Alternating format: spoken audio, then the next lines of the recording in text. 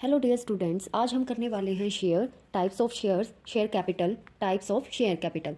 तो सबसे पहले हम शेयर की बात करते हैं। शेयर को हम जनरली क्या बोल सकते हैं? पार्ट या पोर्शन बोल सकते हैं। ठीक है। कंपनी की कैपिटल फिक्स्ड नहीं होती, कैपिटल को छोटे छोटे पार्ट्स में डिवाइड करते हैं। इसी के एक हिस्से को हम क्या बोलते हैं? शेयर कहते हैं। किसी भी कंपनी को स्टार्ट करने के लिए ज़्यादा कैपिटल की ज़रूरत होती है। इसके लिए कंपनी अपने शेयर्स क्या करती है? सेल कर देती है। कंपनी शेयर्स को छोटे वैल्यूज़ में कन्वर्ट कर देती है, जो जनरली ₹10 से लेकर ₹100 के बीच में होते हैं। ठीक है। तो कोई भी पर्सन आसानी से शेयर को परचेज कर सके, इसके लिए जो ये ज़रूरी होता है कि कंपनी किसी स्टॉक एक्सचेंज पर लिस्टेड हो। और जब कंपनी किसी स्टॉक एक्सचेंज में लिस्टेड हो जाती है तो कोई भी पर्सन उसमें इन्वेस्ट करके शेयर को परचेज कर सकता है। तो जब कोई कंपनी अपने शेयर्स पहली बार मार्केट में इशू करती है, तब वो आईपीओ, जो क्या होता है, इनिशियल पब्लिक ऑफर्स के लिए जाती है। उसके बाद शेयर्स इन्वेस्टर्स परचेज करते हैं और इन्वेस्टर्स उन शेयर्स को एक्सचेंज में सेल करते हैं। उन्हीं शेयर्स पर ट्रेडिंग स्टार्ट हो जाती है और फिर उसके बाद लोग एक्सचेंज हुए शेयर्स पर ट्रेडिंग करके प्रॉफिट अर्न करते हैं। तो कंपनीज अपने कैपिटल बढ़ाने के लिए शेयर्स को सेल करती है, क्योंकि बिना कैपिटल के किसी एक पर्सन के लिए बड़ी कंपनी को चलाना ईजी नहीं होता। इसलिए कंपनी के ओनर क्या करते हैं? अपनी कंपनी में कैपिटल इंक्रीज करने के लिए अपनी कंपनी को पब्लिक कर देती है और खुद को एनएससी और बीएससी में रजिस्टर्ड करके शेयर्स को सेल कर देती है। ओके, एनएससी क्या है? नेशनल स्टॉक एक्सचेंज, और बॉम्बे स्टॉक एक्सचेंज में क्या है? शेयर्स को रजिस्टर्ड किया जाता है। फिर उसके बाद आते हैं टाइप्स ऑफ शेयर। तो शेयर के टाइप्स क्या होंगे? इक्विटी शेयर्स और प्रेफरेंस। ये दो टाइप के हमारे शेयर्स हैं, एक इक्विटी, एक प्रेफरेंस शेयर्स। तो पहले चलते हैं इक्विटी शेयर पे। इक्विटी शेयर्स को हम क्या बोलते हैं? ऑर्डिनरी शेयर्स बोलते हैं। ठीक है। इक्विटी शेयर्स कंपनी में ओनरशिप राइट को रिप्रेजेंट करते हैं। कंपनी ने अगर एक बार इक्विटी शेयर इशू कर दिए तो उसको रिडीम या रीपे करने की ज़रूरत नहीं होती। जो इक्विटी शेयर्स हैं, कंपनी के लॉन्ग टर्म फाइनेंशियल सोर्सेज होते हैं। जब कोई इक्विटी शेयर्स में इन्वेस्ट करता है तो वो कंपनी का फ्रैक्शनल ओनर बन जाता है। इक्विटी शेयर के ओनर को वोट करने का राइट होता है, जबकि प्रेफरेंस में ऐसा नहीं होता और जनरल मीटिंग में वो अपना वोटिंग राइट यूज़ कर सकता है। इक्विटी शेयर्स परमानेंट एसेट्स होते हैं कंपनी के, तो ये तभी रिटर्न हो सकते हैं जब बिजनेस वाइंड अप होगा।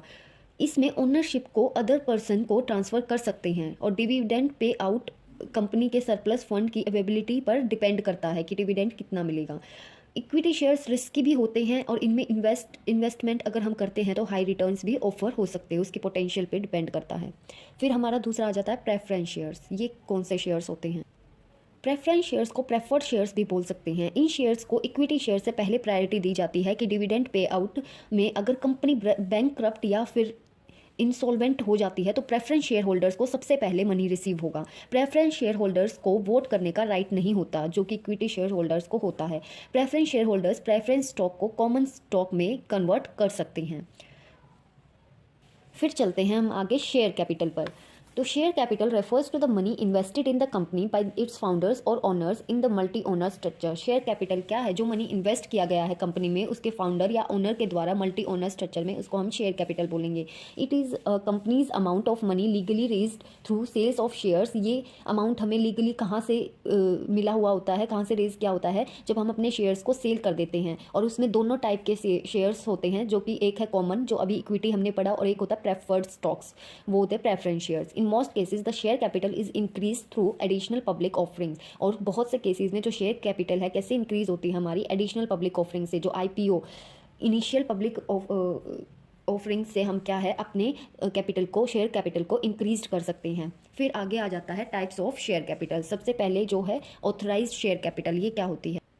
Authorised share capital number of stocks units होती हैं जो एक कंपनी अपने मेमोरेंडम ऑफ एसोसिएशन और आर्टिकल्स ऑफ इनकॉर्पोरेशन में इशू करती है। इसमें कंपनी को अलाउड किया जाता है कि मैक्सिमम नंबर ऑफ शेयर्स को लीगली इशू करने में कितना इशू करना है और कितना नहीं। जैसे कि हम अगर लेके चले, कोई भी कंपनी है XYZ या ABC हो गई, तो उसमें जो ऑथराइज्ड कैपिटल, जो भी मेमोरेंडम ऑफ एसोसिएशन या आर्टिकल ऑफ इनकॉर्पोरेशन सेट करके चलेगा, जैसे कि 50 लाख है तो उससे ज़्यादा कैपिटल नहीं इन्वेस्ट कर सकती।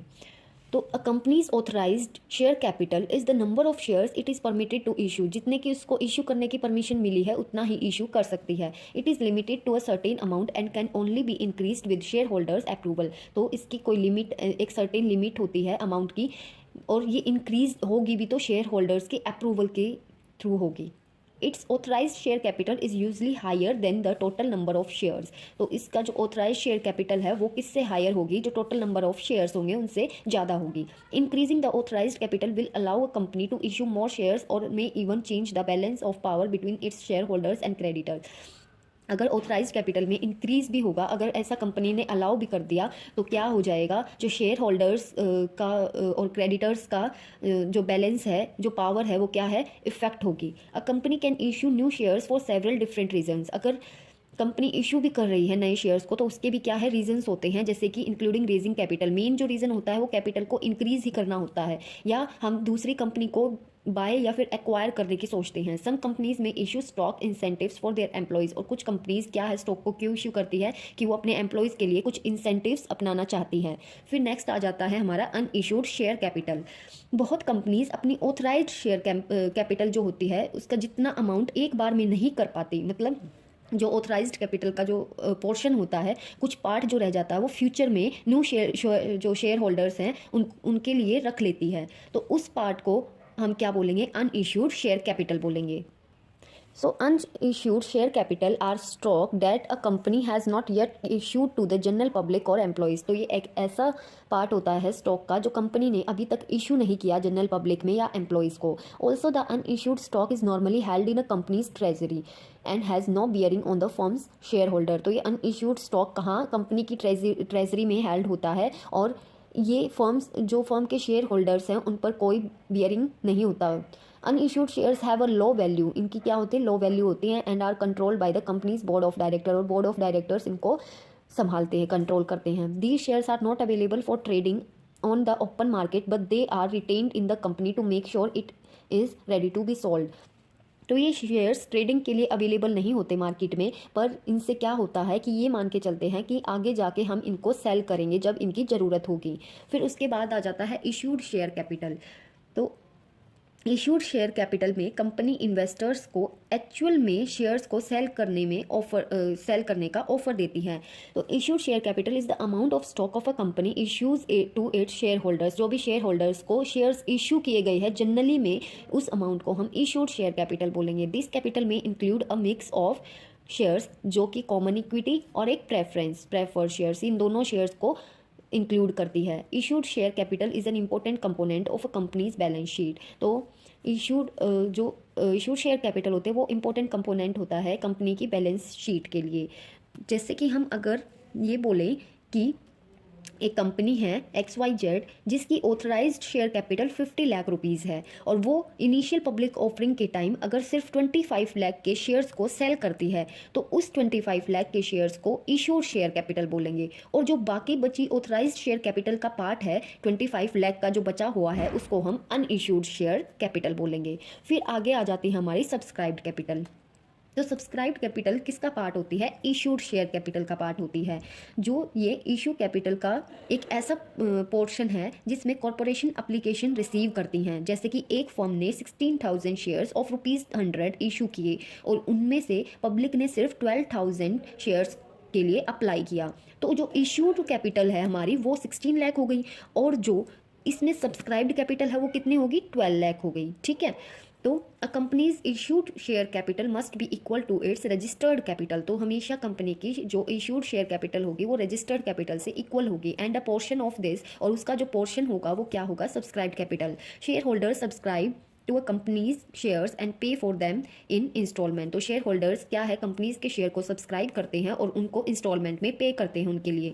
दे नेवर पे the full face value of their shares at one time. वो एक टाइम पर क्या है, पूरी फेस वैल्यू को पे नहीं करते, बट ओनली पार्ट, एक ही पार्ट को पे करते हैं। अ कंपनी में issue a portion of its subscribed capital. Company क्या है, एक पोर्शन को इशू करती है उसके सब्सक्राइब्ड कैपिटल की, and call the remaining portion uncalled. और जो दूसरा पोर्शन जो बचा है उसको अनकॉल्ड रखती है कि आगे जाके हम कॉल करेंगे उस मनी को, और वो शेयर होल्डर्स को पे करना होगा। नेक्स्ट है पेड अप कैपिटल। तो पेड अप कैपिटल वो अमाउंट है जो कंपनीज शेयर्स को सेल करके गेन करती है, ना कि वो अमाउंट जो कि बोरोड किया गया हो। तो paid up capital is amount of money received by a company from the issue of share. जो भी हमने शेयर्स को इशू किया है उससे हमें क्या है, पेड अप कैपिटल रिसीव होती है। Normally a company will raise funds by issuing fresh share capital. तो जो भी कंपनी को फंड्स जो रेज किए हैं वो कहाँ से मिलते हैं, फ्रेश शेयर कैपिटल से मिलते हैं। This fresh share capital becomes a part of companies paid up capital. तो ये फ्रेश शेयर कैपिटल क्या है, कंपनीज के पेड अप कैपिटल का पार्ट है। Under the companies act 2013 companies minimum paid up capital requirement is 1 lakh. तो जो हमारा एक्ट है कंपनीज एक्ट 2013 उसके अकॉर्डिंग जो मिनिमम पेड अप कैपिटल रहती है वो 1 लाख रहती है। A company with a high paid up capital may have lower debt than its peers. तो हमेशा एक कंपनी के हाई पेड अप कैपिटल किस पर डिपेंड करते हैं, लोअर डेट की जो डेट है वो लोअर रहे और रिस्क क्या हो, कम हो। फिर है called up capital. Called up capital इसमें शेयर कैपिटल का वो अमाउंट होता है जो शेयर होल्डर्स ने ओ कर रखा है और उनको क्या है, उन्होंने क्या है, पे नहीं किया होता। Called up capital is the cash an organization pays to its investors including partial payment. तो कॉल्ड अप कैपिटल वो कैश होता है ऑर्गेनाइजेशन को उसके इन्वेस्टर्स को पे करना होता है, इंक्लूडिंग पार्शियल, जो पार्शियल पेमेंट्स होती हैं पार्ट्स में। It is listed under the shareholders equity portion of the balance sheet. और ये बैलेंस शीट में इक्विटी के साइड जो शेयर होल्डर्स की इक्विटी है वहाँ लिस्ट किया जाता है। Fully paid up organization do not need borrowed money. और जो फुली पेड अप होते हैं शेयर्स उनको बोरोड मनी की जरूरत नहीं होती। When a firm issues shares the shareholders are called up to the pay the remaining balance. जब एक फर्म शेयर्स को इशू करती है तो शेयर होल्डर्स को जो भी रिमेनिंग उनका बैलेंस है, जो भी उनका मनी अमाउंट रहता है पे करना, उसके लिए बुलाती है। Called up capital provides for more flexibility in the investment term and the payment terms. जो कॉल्ड अप कैपिटल होती है वो मोर फ्लेक्सिबल होती है इन्वेस्टमेंट की टर्म में और पेमेंट की टर्म्स में। It also allows investors to pay less for their shares. और ये क्या अलाउ करती है इन्वेस्टर्स को कि उनको शेयर्स के लिए लेस पे करना होता है। फिर आ जाता है हमारा reserve share capital. Reserve share capital refers to the number of shares a company can not call upon in case of liquidation. तो रिजर्व शेयर कैपिटल ऐसे नंबर ऑफ शेयर्स है कंपनी में जो लिक्विडेशन के टाइम क्या है, call नहीं कर सकती उस मनी को। It is a part of issuer subscribed capital. और ये किसका पार्ट है, सब्सक्राइब्ड कैपिटल का पार्ट है। And comes in 2 forms, fully paid up shares और पार्शली पेड अप शेयर्स। इसके 2 फॉर्म्स हैं। फुल्ली पेड अप शेयर्स कौन से होते हैं, which are issued for which no more money is required to be paid by the shareholders on the value of shares. जो shareholders को ज़्यादा money की ज़रूरत नहीं होती वैल्यू ऑफ शेयर्स को पे करने के लिए। जो पार्शली पेड शेयर्स हैं वो क्या होते हैं, कंपनी मनी को इंस्टॉलमेंट में कलेक्ट करता है। पार्शली पेड शेयर्स को इशू करते टाइम कंपनी एक टाइमलाइन फिक्स करती है प्रोपोर्शनेट शेयर प्राइस को कलेक्ट करने में शेयर होल्डर्स से। फिर हमारा लास्ट शेयर कैपिटल का टाइप है uncalled share capital. Uncalled share capital subscribed capital का पार्ट होता है। जो अमाउंट कॉल नहीं किया होता इसे हम फ्यूचर की नीड के लिए रखते हैं।